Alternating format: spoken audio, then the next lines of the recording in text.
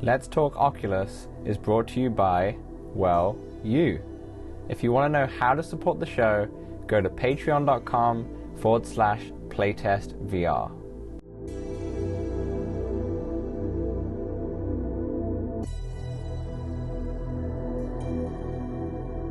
What's up, Oculus nerds? I'm Dan from Playtest VR. Welcome to special episode, Let's Talk Oculus, episode 25. Samson, we hit the 25 mark. Oh, we did it.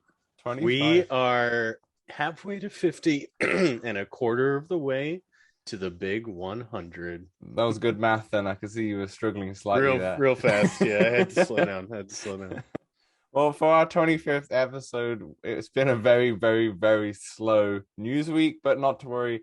Today we are joined by Davy Maxwell, the co-founder of Engine Organic, better known for their work on the Oculus title H.A.X.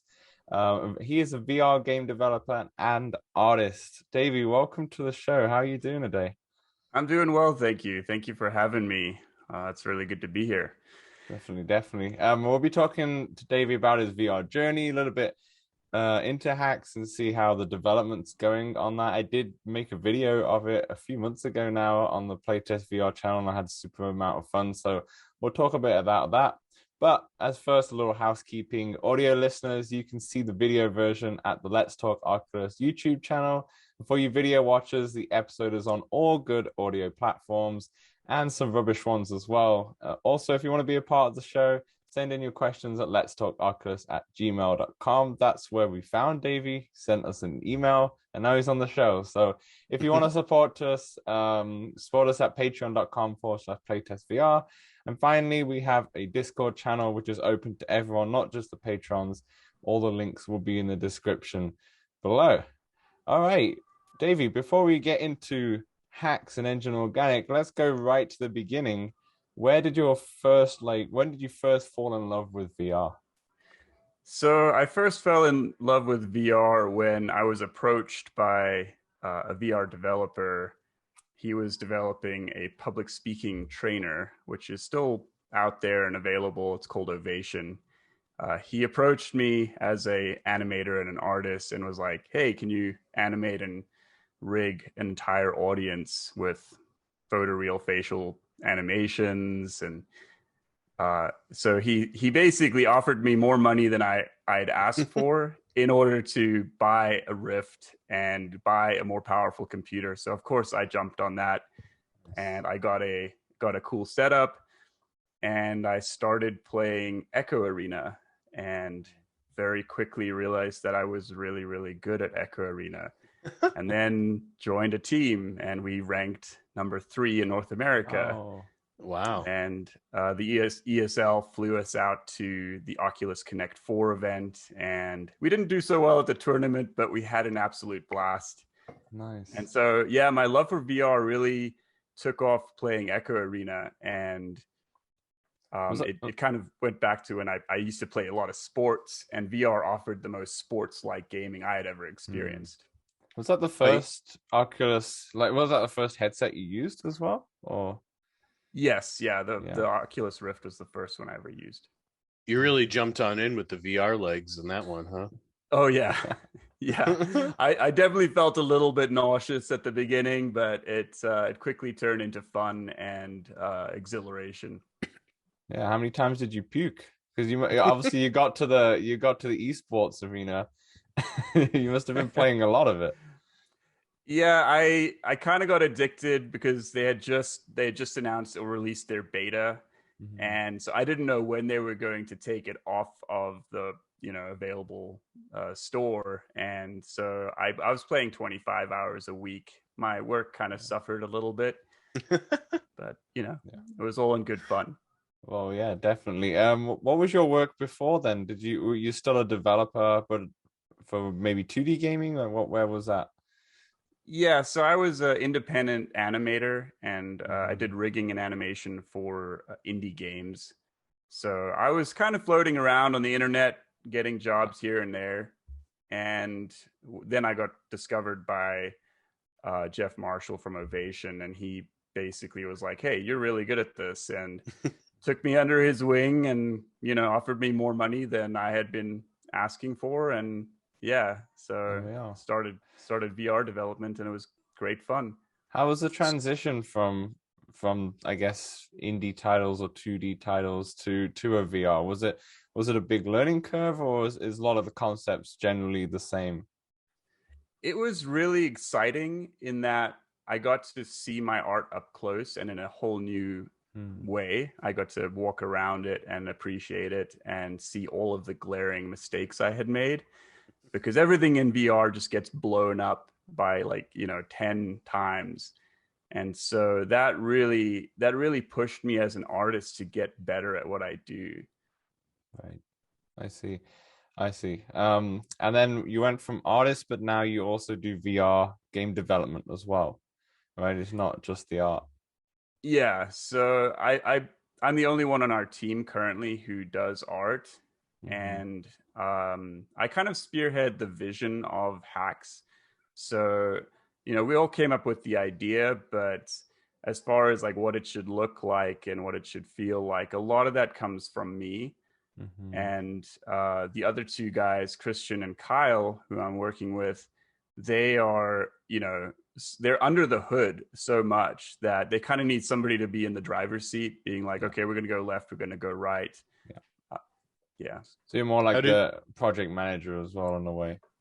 Yeah. Kind of thing. Yeah. That is also one of my titles in the company. How did the three of you come together? So that story, started when I left Ovation after 2 years working there, and I went and started working up in Boulder at a company, and Christian and Kyle were also employed there. And we kind of just, hit it off. We worked together every week and decided that we wanted to make a game in our spare time. Specifically for the Oculus Quest, because we all knew that it was going to be a huge thing. We didn't know that it was even called the Quest at the time. I think it was Project Santa Cruz. It had just been announced. And so we started developing a game in our spare time called Sweet Tooth, which is a Flappy Bird clone. When you have limited time, you can make limited games. Yeah. And so we had a lot of fun making Sweet Tooth. The company that we worked for ended up kind of going under, kind of struggling. So we branched off, and to put it nicely, we left. The story behind that is a little bit different in details, but yeah, basically, we took off and started our own company, and took on a couple clients, just to pay the bills, and then started development on H.A.X. And yeah, that's where we are now. What was the inspiration for H.A.X then? Because when I jumped into it, I got a lot of like Quake arena vibes from it. Sure. So one of the things that, as the avid FPS gamers ourselves, we kind of noticed in VR was that a lot of games were a little bit too what's the word? Like they were kind of too gung-ho on the VR locomotion. So they would create, really advanced locomotion, and then also the UI, the interaction systems were too complicated for traditional FPSs, in our opinion anyway. So we wanted to basically, stand on the shoulders of giants, the last 30 years of first-person shooters, and make a boots on the ground game, incorporate the amazing immersion that is VR, and make it simple and fast and easy to learn. And so we kind of came up with this idea, just working one day, like, what if you could grab from one place and get exactly what you needed? And so that kind of bounced around a little bit, and it kind of turned into okay, well, let's make this sci-fi, so that way you can grab something and turn it into like a lightsaber. That was like one of the original ideas. And I was like, well, we could make grenades that way, and we could make swords, and and so everything you needed was just in one place. And it was such a good idea that we had to make the game. So you based it all around the physics of having your gun, which also turns into a sword, which also turns into a grenade or such. And that's kind of where it stemmed. You wanted that concept into a game. Interesting. That's I really like that simplicity of it. I hopped Mhm. into it this morning for the first time, and one of my biggest great. I love the idea of the FPS in VR and in general. I'm often terrible at them, and like one of the things with like contractors and Pavlov and the real like more sim ones is like reloading. I'm just like having to learn how to reload each gun differently, and I Yeah. love that Hacks just like, all right, grab here, shove it there, and you're good to go. Like I love a simple reload. It's why I like Hyperdash more than the other ones as well. Yeah. Yeah, for sure. Yeah, we just wanted to keep everything really fast. I've watched a few onward tournaments, and seeing professional Yeah. gamers drop their tablet or their stuff on the ground and have to like pick it up. I was like, we can do better, VR community. We can do better. Yeah. Yeah, exactly. Yeah, some of those games thrive because you got attachments, right? Like the Pro 2 VR attachments and such. They're very good. But yeah, I like the way that you just need the one controller, to be honest, and you can just kind of do everything. I one of the big shout outs in terms of what you just talked about simplicity is I love the way that you incorporated the tutorial into the menu system, how you just walk around and then you're into the tutorial immediately because it is part of the actual design of the game. It's very like Mario-esque, where you turn on the game of Mario and you already know that you're going to go right. Like it's the way they've designed the game kind of teaches you the game, and I really love that implementation of it. I think it was a very clever way. I've seen it in a couple games, in couple pancake games in the past, but not many people do that. They end up putting you in a proper tutorial where there's voiceovers and there's loading screens and such. So yeah, I just want to give a shout out to that because I really liked that idea. Thank you. Yeah, no, we wanted to keep it. Again, we have a limited team, limited Hmm. time, and that just seemed like the fastest, easiest way to get people to learn. Um, and yeah, I think that's a pretty old technique Hmm. of creating just kind of a linear tutorial pathway. Yeah. Um, And yeah, I so love how it just as soon as you finish it, you're straight into the menu system Hmm. kind of hub, and then you can go back and go in there as well. And you've got the gun range. Let's talk a bit about the art style because cell shaded, right? Or cell shaded ish. What inspired you to do that art style? Because seen it in Jurassic World Aftermath as well. That art style. So what inspired you to do that, and why did you go in that direction? So we did a lot of research and development around what would render really quickly on the Quest, and real-time lighting to get a little bit, into the the nuts and bolts. Real-time lighting really is a performance drain like none other, and cell shading basically allows us to circumvent that and go a lot lighter on the GPU. So the actual style though was derived from anime. So anime does a lot of really beautiful hand painted environments, and then they do like more cell shaded characters on top. And I just like the way that made the characters pop off the background. Again, we wanted to make a game that allowed people to identify their threat really quickly and see, that's an enemy, shoot that, okay.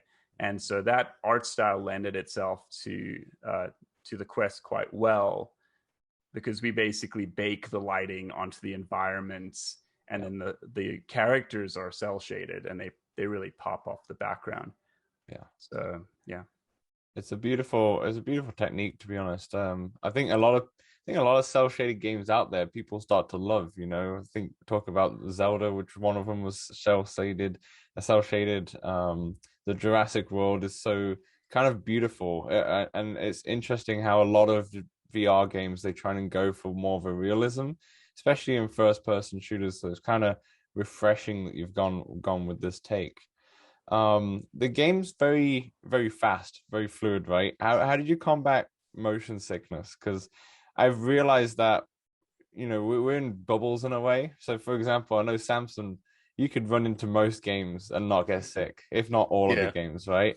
Where Yeah, for definitely. me, it's like a more of a half-half. There's some games where I still get sick.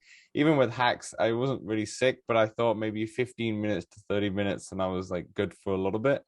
So it kind of varies. And obviously you guys are always playing the game, right? So how do you kind of judge whether or not this is too fast, this is too slow, or how to combat motion sickness a little bit in your game? Well, we really wanted to trust that players are getting used to VR. They're getting their VR legs. And so part of that was just trust, that kids coming into the space, players being in the space for a longer time are just going to be more comfortable and feel that sense of like locomotion doesn't bother me anymore. So there's a little bit of trust on our part. The other thing was the art was important. We played around with a number of different ideas of how to texture walls and floors, and one thing that really helped was we made sure that everything had like a black edge, and everything was like a bit more grid like. And in our minds, we kind of look for horizons all the time, like we do, and that helps us balance and feel a sense of stability. And so with the level that I made, I think it's and the tutorial, there's a black line that runs the entire length of the map, and that I think subconsciously is something you latch onto and feel grounded with. So that was the original idea behind the art. I've since made some environments where that isn't as prevalent, and it seems to be okay. Also, we started on the Quest 1, and now we're at the Quest 2. So more resolution also seems to be helping with comfort. Yeah.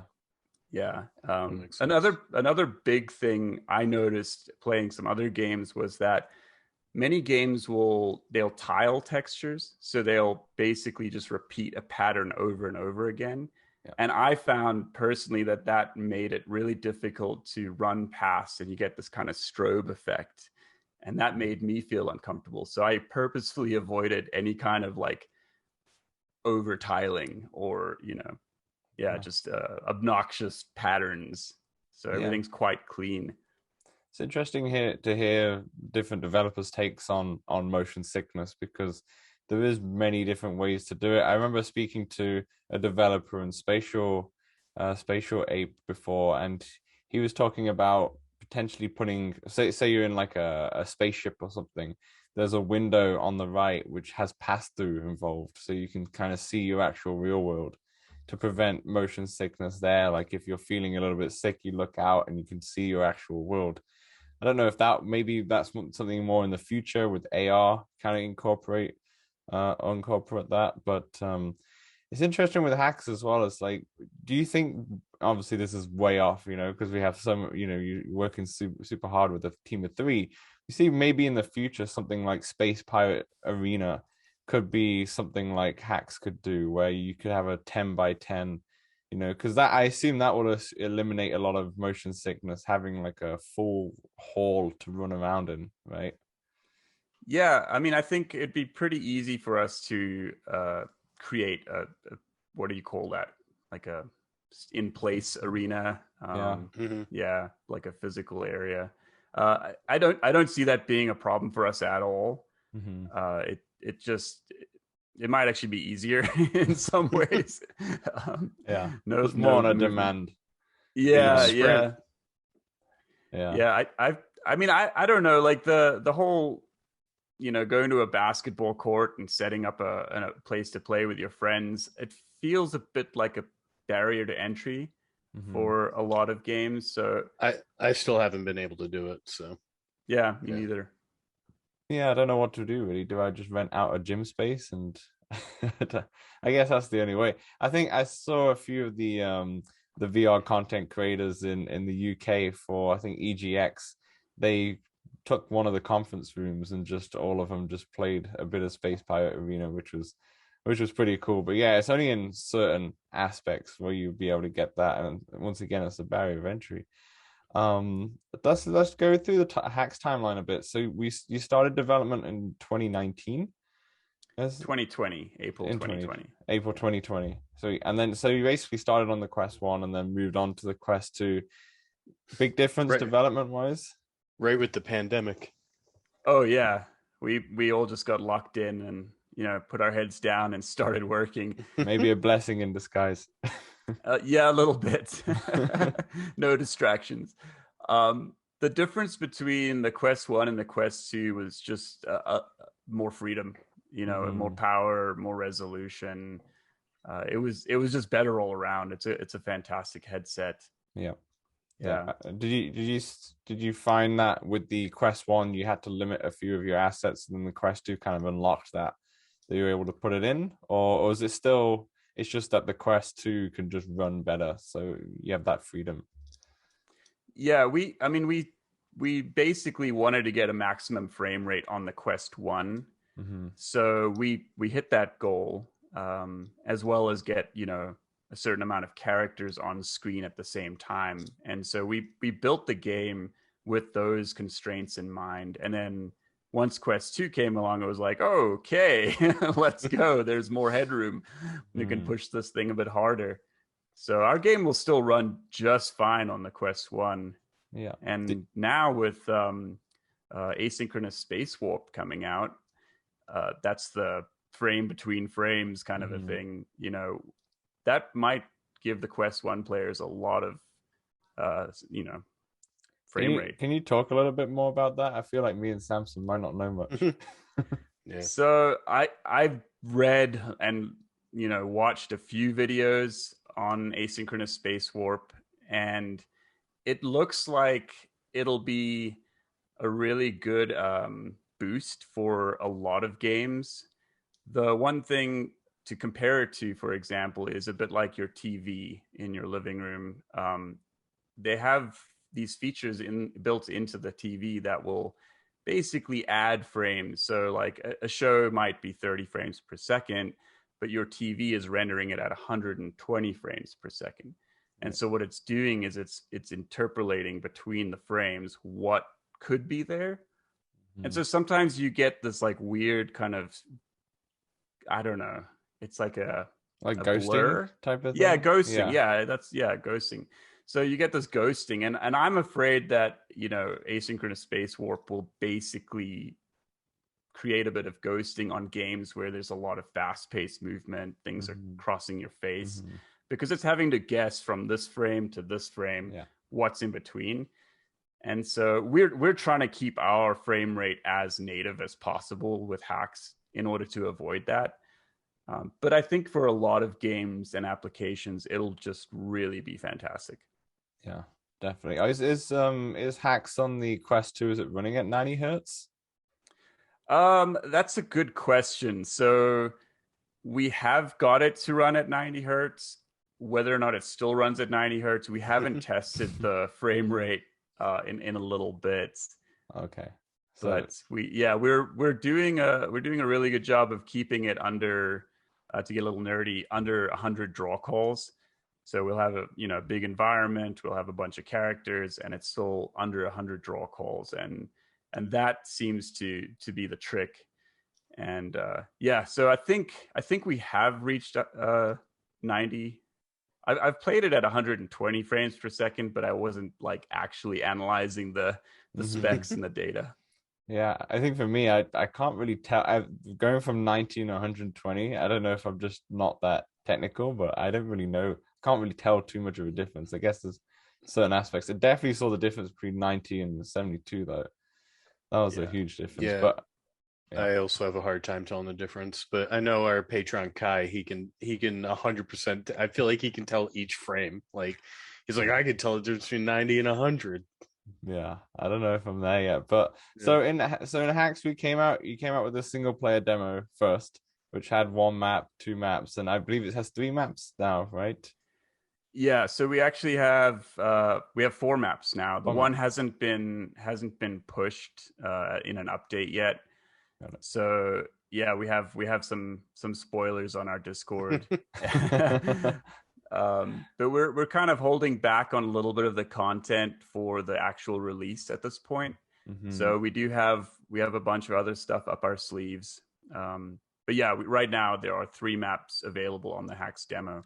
Yeah, and it has 2 modes as well: the domination and team deathmatch. Yeah, that's correct. Yeah, we're working on capture the flag at the moment as well. Nice. What's your timeline for releasing it, like full release? Full release is probably going to be closer to the end of next year. So, and maybe not even then. We might go to beta after alpha. So we're hoping to release alpha in the next couple of months, so Q1 of 2022, and then beta probably sometime next year, and then full release honestly might only be in 2023. So there's a lot of time, and things could change if the alpha does really well and we're able to bring more artists and developers on board. That'll really bump up the time limit or time to release. Yeah. Do you have a Patreon now? Like, how can people support you? Yeah, so we do have a Patreon, or Patreon. We have that's if you just search H.A.X VR, you should easily find it. And I'll link it below as well. Okay, perfect. Thank you. Yeah, and then we also are going to be doing an Indiegogo at some point soon too. We've held off on that because we haven't really known the exact release date of the alpha, so yeah, we're holding off a little bit. What's your experience been like getting to App Lab and just with App Lab in general? It's been a bit of a struggle bus, you know. When we first submitted to App Lab, I don't think that they really knew what was going on, to be honest. They kind of kept, asking us to supply things that we thought we supplied, as far as images and specs and meeting frame rates and everything. And yeah, they kind of put us on hold for about 6 weeks, and it was very hard to get in touch with them. And all we wanted to do was make one little change to our name on the App Lab, and they were understaffed at the time. So I hope that's changed. So our experience wasn't great, but it is getting better. So with Oculus, I feel like they're starting to understand how to really handle indie games and developers, because they're new at it. Let's be honest. Right. Yeah, you can tell that they're new at it too. It's funny because I've spoke to many developers and they've all had mixed reviews on how the App Lab process is done. Some of them have been like, yeah, great, I just submitted it, and then 6 weeks later it was on, instantly, and didn't even know it was on. It's and some of them are just having nightmares because they're getting so many changes. So we've talked about it in the podcast before, but my only gripe with the App Lab is on a consumer level, there's not much exposure. Like, we have to know what we're searching for to find it. And even on the Oculus app or on the store, if you search, say you search H.A.X, for example, it actually won't show up until it says like other store or Oculus App Lab underneath. And then you click on that and then it comes up with the game. So it's kind of not showing it too. I don't know if that's just a precaution just to make sure that people know that most of these games are not going to be the full games, or just in like development or an alpha right now. But yeah, a little bit more exposure would be nice. But we have single player, and you've been hyping up multiplayer for a while now. How's the timeline on that right now? Yeah, it's coming soon.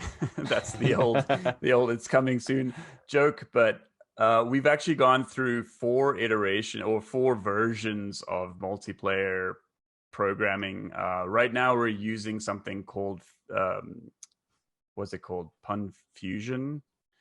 Anyway, yeah, I don't speak code. The other 2 guys in our team are neck deep in multiplayer at the moment, and they've changed programs like 4 times.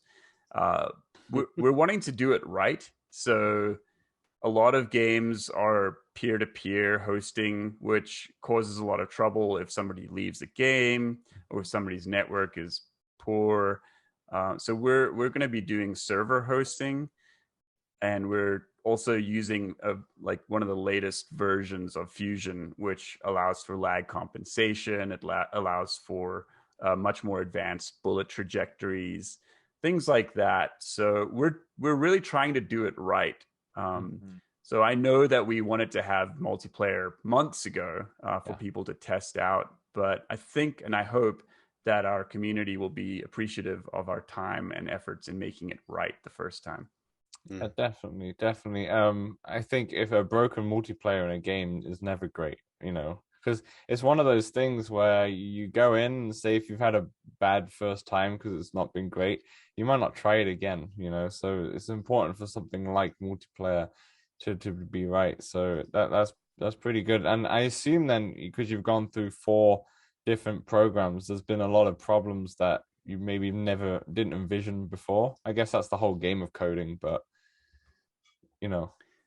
Yeah, again, I can't really speak to the problems directly because I'm not a coder, but I have witnessed secondhand the frustrations of the team in, and I've been in there in some of the early testing of multiplayer. They've invited me in, and we'll be running around shooting at each other, and then next thing, I shoot you, and then I die, and then fall through the earth. Things like that. Yeah, I mean, it's testing, so there's a lot of pains. Yeah, you definitely want to come out with a good product, because I feel like the games that have come out and there's been bugs or like issues, just like immediately the community is like, no, and then even through updates, it's hard to win people back. Yeah, it's weird how that is. I think that's gaming in general, though. I think we see that with the pancake games all the time. Game comes out and it's half broken. Most people are done with it. Yeah. It's just the way the news is. So are you planning to hopefully get a multiplayer out before the alpha comes out, or is that just going to be part of the alpha? For sure. We will have a multiplayer. First of all, we'll be testing it within our Patreon community and Discord community. We have a lot of supportive people on there. And so we'll be testing it kind of, down on the DL. And then after that, we'll be hopefully pushing it to the app lab and SideQuest, probably on like on a weekend basis. So just like windows of testing. And then, ramping up to alpha, it'll definitely be available on the alpha release. Definitely. Samson, you said you played it this morning. What did you think? Oh, I enjoyed it. Like I said, like you were saying, the tutorial, I really liked that. Like walk around, I finished the tutorial and I was like, oh, here I am right back in the menu. I definitely got to get myself some more kills so I can unlock more of those guns though. But yeah, I was definitely enjoying it. I love a simple reload. Like how you just like grab the mag, turn it into a grenade or a sword. Like I was really into that. I just gotta play with some friends next. Me too. I think we're all looking forward to that. Yeah, I haven't played it since I played the YouTube video, but I did the YouTube video. But yeah, I absolutely loved it, as I did express in that video too. It's just very well done. Just a very well done game. So I'm excited for when you bring out, Kimberly as well, who is one of our patrons. She loved it too. She said she did get a little bit of motion sickness, but she did say nice gun mechanics and good immersion. She said, I felt anxiety about robots popping up behind me, and I did a lot of ducking and peeking around the corners. So I did not feel any motion sickness whatsoever. Of course, you're the hardcore VR one out. I mean, I get it sometimes, but mostly in like VR chat rooms where the frame rate drops below 20. Yeah, definitely. But overall, Davy, it seems like H.A.X has got a good community behind it, and a lot of people are liking it. I've seen the reviews on Oculus as well, which are definitely good. Was this something that surprised you in terms of how many people have liked it, or were you kind of confident when you started off making the game, going, this is going to be something that probably hits?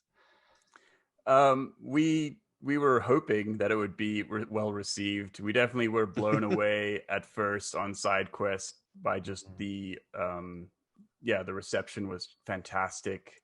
Yeah. We were a SideQuest staff pick, I think, within the first week. They immediately recognized that, hey, this is something special.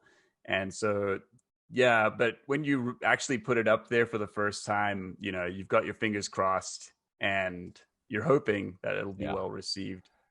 Yeah. And you've got Haptic support in it now? Yeah. Oh. Yeah, so Haptics, they reached out to us a couple months ago and said, hey, we'll send you a rig to, you know, incorporate this into your game. And so, yeah, we had Kyle working on that for a couple of weeks, and I still haven't even tried it because Kyle lives about, you know, an hour and a half north of me, so sometimes we don't get to see each other that often. Fair enough. Samson, did you try it in Haptics? No, I didn't. No. I did not try it, but I did see it on the menu. I was like, oh, okay. Yeah, I'm gonna have to try that. I'm sure that would be kind of fun, you know, just to feel the bullets hit you and such, right? Yeah, it'll definitely be sort of fun. Is there any talking about like accessories? Is there any incorporation with any of the gun ones that are out there, like Pro Tube or anything like that? So we've redesigned our gun system to facilitate that. So allowing players to adjust the angle of the gun was like an immediate request by the community. I think because of the gun wand thing, I've never ever used a gun wand myself, which is a little funny because, you know, I'm developing a first person shooter in VR. But yeah, that was an immediate request was, hey, can I adjust the angle of the gun? So the very next update, we put it in there. Yeah. Definitely. To be fair though, I guess as a developer, you kind of want to make sure it works on the standard controller for anybody, you know, as well as it does. Is there anything? Have you played the PlayStation 5 at all? I have not. No, because their triggers have haptic feedback in the triggers. So when I've been playing Call of Duty or Battlefield or something like that, it depends on what gun you have. So say if you have a shotgun, it's much harder to press down and it goes instantly down, where say a machine gun, you know, it'll be quite slow to come down if you're pressing it. I feel like something like that would be great if for a future VR headset, you know, for them, it makes these games even better in terms of immersion. But yeah, for sure. I mean, I think with VR, one thing that as developers in the space, we need to make sure that we're making fun games regardless of the accessories and controllers, because VR in and of itself is a bit gimmicky in that, like, it's this whole new, you know, thing to use. This, you can walk around your room and you can duck in physical space. And so I think the challenge is really to make a game that regardless of the accessories you have is fun and accessible to everybody. Yeah, definitely. One more thing about hacks before we kind of nerd out on VR a little bit more. Why did you go the robot route rather than the typical zombie route that pretty much most first version shooters have now? We wanted to keep the game a little bit more like playful, and again, accessibility is a big part of, you know, our core values. And so, you know, making a game where you're shooting other humans, that would have bumped our rating up, our basically age restriction. Yeah. And we wanted to keep that at a PG-13, a teen rating kind of a thing. And so robots was one way that we could do that. The other thing too was that with the initial idea of a universal mag, it kind of made more sense to go sci-fi. Yeah. So, you know, one thing, I don't know if you guys noticed when you were in there, but on the back of the robots, there's a mag port. And so in the future, we're going to incorporate hacking other players, whether it's your enemies or your teammates. So if you hack an enemy, maybe that gives you like a speed boost, or, you know, it gives you some extra kind of jump ability, or if you hack your teammate, it might shield them for 20 seconds or something like that. So That's a clever way, you know. Normally you sneak behind them to take them out, but maybe the hacking is involved instead. But that sounds good. No, but Hacks is excellent. I think for anyone listening or watching who hasn't played it, definitely jump into it. It's available on the App Lab and on SideQuest, but it's only for Oculus platforms, right? It's not for PC VR. Currently, it's only for Quest. Yeah. Yeah, which is good because this is a Quest podcast, so it makes sense. I'm sure most people have one when people are listening. So, well, we'll kind of pivot a little bit with the first person shooters. We did have one little piece of news to talk about, and that's Medal of Honor finally did get its release date. Samson, you predicted Veterans Day. It's a few days shy. It's November 15th. Overall, Samson, I think you pretty much got most of your predictions right from our Facebook Connect predictions. Yeah, it was pretty good. It beat, the Beat Saber DLC's coming out. There's still we know just as much as I said so far. And it's weird that they're coming out with the game on a Monday. You'd have thought they may have hit Veterans Day or the day after at least. Yeah, like Veterans Day was a Thursday, their normal game release day. It just seemed to work out so perfectly. But I'm excited for that one.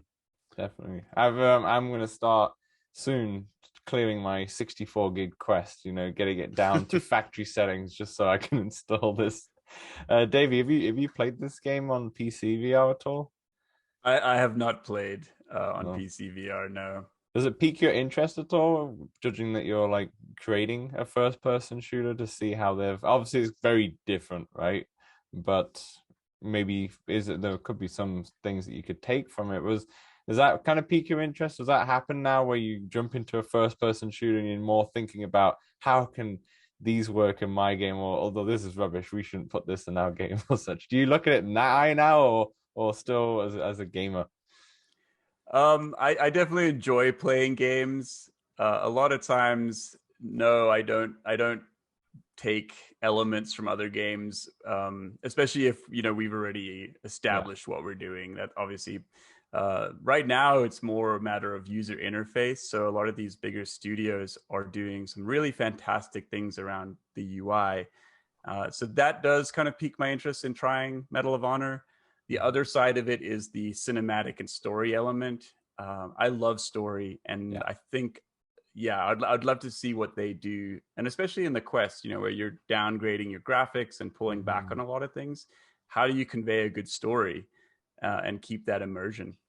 Yeah, I think. Sorry, go on. Sorry, yeah. Is a story something you looked or hope to one day add to Hacks? Absolutely. I have a whole backstory written of the world that Hacks takes place in, and we've got a bunch of really fun ideas. I would love to make Hacks single player again, 3-person team. No, not going to happen. Not happening, but you never know, right? When it does get fully released, if it's very successful, then you could always hire in more, and who knows what it could be, Exactly. But that'll be cool. Well, or maybe not a full single player, but the way, I don't know if you've seen in Pistol Whip how they've kind of incorporated a story in their campaign, more of comic book style. There's other different ways people are trying to find, but with Medal of Honor, I'm just kind of interested in how much is in this 45 gig file, because I don't know if it was just optimized poorly on a PC platform. It was probably the largest PC VR game I've seen. I think it came in at 170 gig or something like that. And it was awful. It was a pain to update because when you had to update, you'd have to wait till the whole update finished. And it was 170 gig. It's not a quick download. It's going to be CrossBuy, right? Yeah. So it's not cross-play, but cross-buy. So I would technically already own it. I wonder if they'll drop the price down to $40 then, because why would anybody buy the PC VR version at 60? You'd think, right? But yeah, we'll see. Are you gonna get it, Samsung? Trick. I'll probably get this one. Look at that sneaky smirk. Yeah, I'll probably get. It's like I got it to my large collection. Yeah, this one I think I could convince a couple of my friends to get this one. And I mean, I love playing multiplayer games. Like I said, like I imagine the reloading and all that's going to be as realistic as possible, so I'll probably get frustrated at all hell. But like I mean, I used to play the Medal of Honor, old PlayStation games, and yeah, a little nostalgia. I think when I played the PC version, the reloading took a while to get used to, but it's really well done. Like it feels good after a while. And one of my favorite mechanics in it is the grenades, where you can pull the pin with your mouth. So you literally bring it up to your mouth and you kind of pull the pin and then throw it, and it's so much more fun. Where in a game like Sniper Elite, that came out when it came with the grenades mechanic wasn't done properly. They went to like a 2D gaming where you press the button, you see the arc, and let go, and it will throw it. Where I thought that was a big missed opportunity in VR. In VR, it should be that you actually throw it. That's the whole point. The immersion like kind of broke when it came to Sniper Elite because of that. So with the Medal of Honor, a lot of hate came on it because it was just not running well on a lot of people's beefy, PCs. But I think as an actual game, I didn't finish it because I had to do an update and it took too long, and then I just never, always kept failing. But when I did play it, I did love it. It's fun. The story, I don't think the story is that memorable, to be honest, but it's just a really fun game. It's really nice the graphics look really good. I hope it translates a little bit in Quest 2, but it's more about the mechanics. The mechanics of it was super fun. And although the campaign comes in like short bite-sized chunks, I'm super excited to see what multiplayer is going to be like, because multiplayer on the PC was also non-existent. It was dead immediately. That's another one where like you got to come out, Yeah, you got to come out swinging. you could do otherwise, especially for a game that's that price. Then you come out with a game for like $20. People aren't going to argue too much if it was slightly broken or such. But for a Medal of Honor game, which is going to cost $40 at least, well, we don't know the price really. I think it is 40. I think it was released. Was it released? Yeah. Yeah. Let me check though. Fair, definitely. Yeah, I heard somewhere. I think Polish Paul might have had some insight on. Yeah, I think it was. I think 40 39. was in the code. Yeah, $39.99 in the code. Yeah. Davey, what are some of your favorite titles? Because I've spoke to developers before, and some of them don't even play games anymore because time is just development, right? Yeah, absolutely. Well, in VR, favorite titles, obviously Echo Arena, I think is a fantastic adaptation of like a sport into a video game. So I mean, definitely Echo Arena is my all-time favorite. Let's see, what else do I play? Yeah, again, recently I haven't played a lot because it's mostly development. At the end of the day, I kind of lean more towards 2D games just because of doing this all day, putting the headset on, taking it off. The last thing I want to do is now put it on again, which is, unfortunately, the way it is. I hope that the quests in the future get a little bit lighter so that as developers we can play more. I think they got to solve the issue of I didn't realize this until the other day, but you don't blink as much when you're in VR. I think that's something that they have to try and solve, because I realized when I was doing some supernatural workouts, I was like, my eyes are kind of like wide open like all the time, and like straining, much more because I'm just not blinking, let alone. I don't know how they solve that, to be honest. I've not read into it. I feel like it's a little bit more in depth to my knowledge, but yeah, blink reminders. Blink reminders, or maybe it's something to do with the airflow in there. I don't know. I don't know. What 2D games have you been playing? I just picked up Age of Empires 4. Kai, our Patreon, is very big on that one. Yeah, I was a big fan of Age of Empires 2, and I think that they've really gone back to the roots with 4. And it feels like a true RTS. It really does. They've done an amazing job with it. So yeah, I typically go back to that. I play my list of 4 games that I play: Age of Empires 4. I play Halo 4. I play Insurgency Sandstorm, and I play Deep Rock Galactic. Those are my big Nice. 4. Yeah. Nice. I've gone back to the Halo campaigns. I'm trying to play them through co-op. So we just finished Halo CE Legendary. Just started up Halo 2 Legendary. About 2 levels in so far, and my God, it is so much harder. I think you complete 1 level per episode at this rate at the moment. Yeah, pretty much. Yeah. Last week we were talking about you finishing the first level, and now you finished the second one. Next, exactly. How many levels? There's like what, 11 in there? 11 missions or something. 14 or 15, I think. Yeah. Yeah, that Halo 2 Legendary is no joke. Is there any Halo mods in VR? Have you seen them at all? I saw Gamertag had a video where he was playing Halo in VR, but it's still like with the controller, and I think it was like a combo of using the controller to look around as well as him look around. Yeah. But yeah, it seemed pretty cool. Davey, have you found anything that surprised you as you were going through making a first-person shooter that you thought that was maybe something that you never thought of before in terms of how the mechanics work or how the world works? Like, is there any sort of challenges that you had that stick out to you?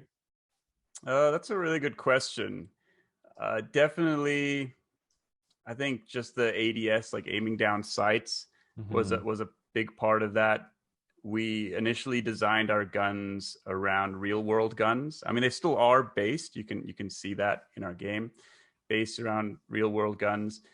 And the challenge there was bringing your hand up to your eye was a little bit cumbersome, and sometimes you'd lose tracking if the controller got too close to the eye. So we had to exaggerate the upper part of the gun so that you could basically keep your hands closer to your chest. And that was one thing that we came across and quickly adapted to. Fortunately, again, making a sci-fi game, we could exaggerate things. And yeah, we did a lot of work around, how far we want the sights from your eye. All right, there's one more piece of news we'll go into is the actual Meta store. So there've been reports that, I guess Meta, I was about to say Facebook, are going to have their own stores. So it's essentially like Apple stores coming out soon. Samson, what do you think on this? I'm a huge fan. I think this is huge, and really could help push VR more mainstream. Like, imagine you're just like walking through the mall and like you see like the Apple store is so open, right? They got all there's no walls basically, and so you're just looking in, you see people like playing VR, you're like, what is this? And you walk on in, and like people just hang out at the Apple store like they don't know what they sell, but like everybody knows what Apple sells. And yeah,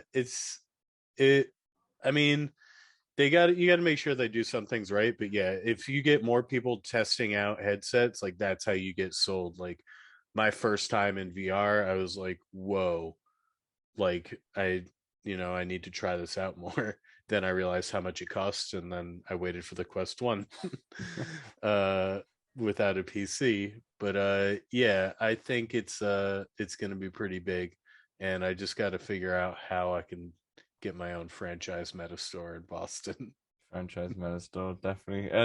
Davey, what are your thoughts on a brick and mortar store? Do you think that'd be a good idea for VR, or maybe not make an impact? I think it's a great idea, just given the physicality of VR. It's not something you can appreciate from a distance. And so providing a place that people can physically participate in a product, I think it's a no-brainer, honestly. And I kind of question why they haven't done it sooner. Yeah. Yeah, you're right, to be honest. I think the other day I was walking through downtown in Vancouver, and there's now a Peloton store. And I've never seen one before. And obviously they just got their bikes on there and they're showcasing that. So I don't know if that's going to hit, or increase their sales. But I think it makes sense. Yeah, it makes sense to have a Meta store. Microsoft have tried something similar though, on maybe because it was a bit more broad. It wasn't just focused on VR. Because I remember going to the Microsoft store and seeing a HTC Vive there and connected to a PC rig. and you can try out VR there. But I guess because the whole place wasn't solely because of VR, it didn't hit as much. Yeah, but I think it's a good idea too. I just don't know how. It really relies on the brand of Meta. Like, can Meta get away from Facebook's negative, image? That's kind of what will show it off. I don't know if people are ready yet, but I think it'll be a good idea. I think they did it at the right time because nobody's walking into a Facebook store. But no. I don't know that everybody, like, I feel like my niche of VR, everybody knows that Meta's Facebook, but like going forward, kids walking, they can be like, what's Meta? I'm gonna walk into this Meta store. Oh, it's all this VR stuff. Like, they're not gonna really know or associate that with Facebook. Yeah, I agree. I feel like sometimes we're just in a bubble and we just kind of don't really know that, a lot of people don't really know this stuff. It actually made me happy the other day. I was walking past a house and it was like a basement suite, and I looked in there, as you do, and there was like Oculus boxes stacked on top of this person's wardrobe, and I was like, oh, it is around. It is people. Sometimes I feel like not many people know about it around here, and it's just the people that we see on the community. But I think it is causing traction. There's a lot of holiday gift buying stuff. I think Opera put it on. She put it on her like Oprah. Gift, Oprah put it on her like gift buying Christmas. I don't know what it was, some kind of sponsored thing for Amazon. I got an Amazon flyer in the post box the other day, and it had Oculus Quest 2 all over it. I don't know why they keep advertising to me. They want you to get that bigger one. Yeah, I know. Tell me about it. But yeah, it seems to be everywhere. Best Buy I went to the other day, they had a big Oculus stand right in front of the gaming stuff where the PS5 was, and they were had like a demo unit there and such. So yeah, it's holiday season that they're pushing. We did get one little thing that I wanted to just mention as well, is After the Fall. I feel like there's a lot of first person shooters coming out right now. It's a good job that H.A.X is coming out next year now. Probably, yeah.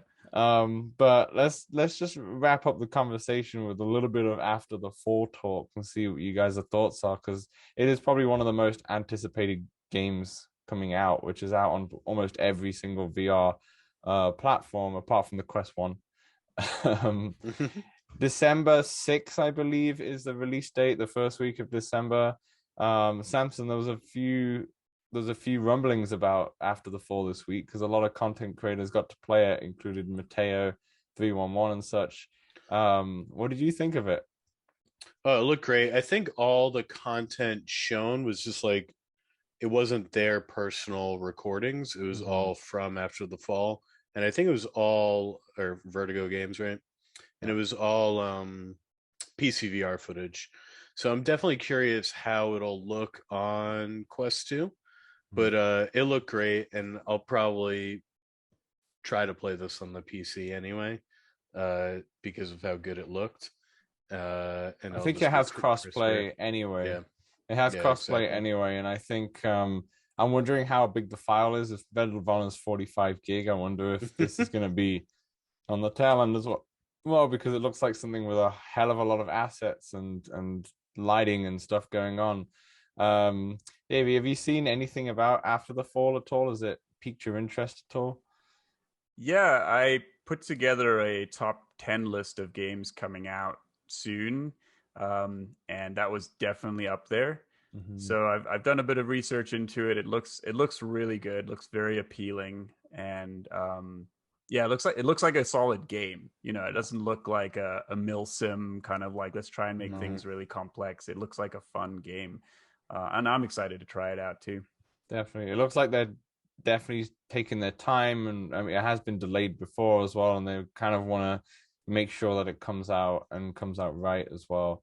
But I'm really excited. This is going to be a 4-player co-op, like a Left 4 Dead style type of shooter, with a little bit of single player, but it's more just more about onboarding you to get to the multiplayer. Davey, I guess you wish that this had a story mode as well. For sure. I was a big Left 4 Dead fan. I played a lot of it back in the day.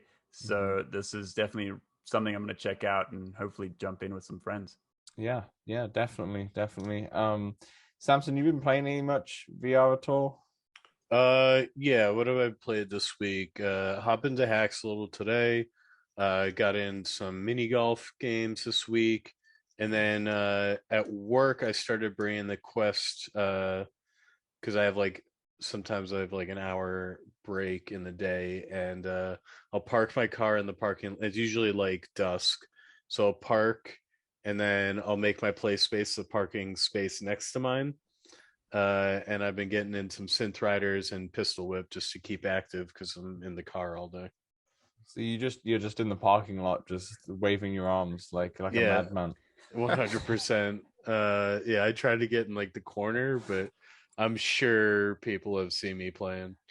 Yeah, you'll be on a meme soon, Yeah, or I'm some hoping. sort. I'm hoping so. Yeah.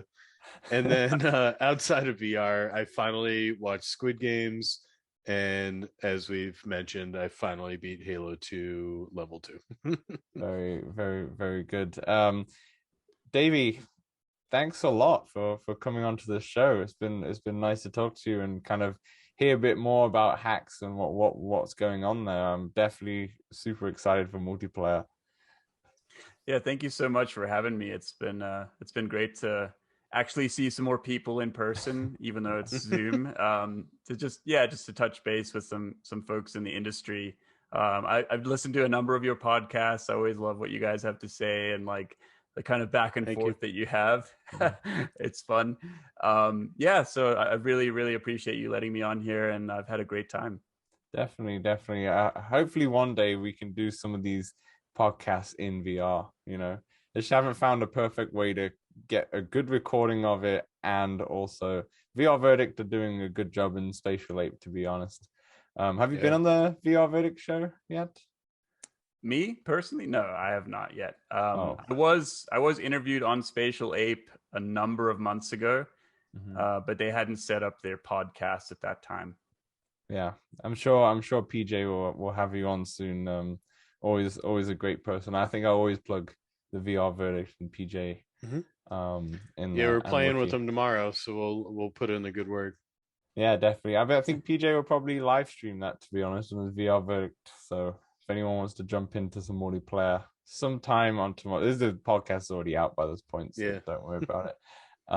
But perfect. Davey, anything you wanted to like plug before we wrap up? Oh, geez, wow, I hadn't really thought of that. Thank your mom, your grandma.